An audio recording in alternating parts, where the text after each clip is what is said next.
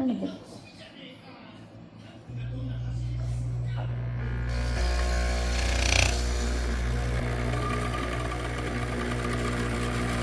Just keep in mind, babe, that this is small coffee.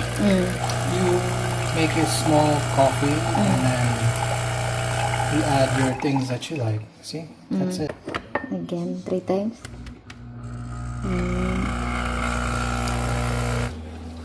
Ristretto.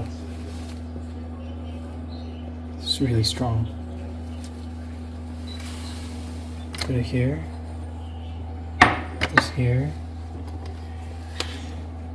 Just close this, and then one press.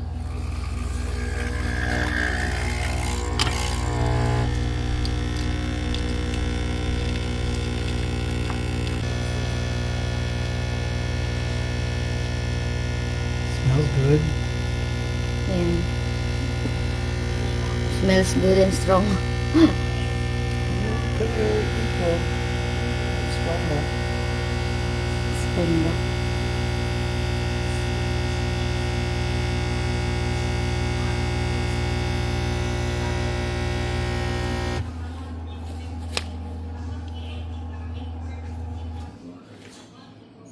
And then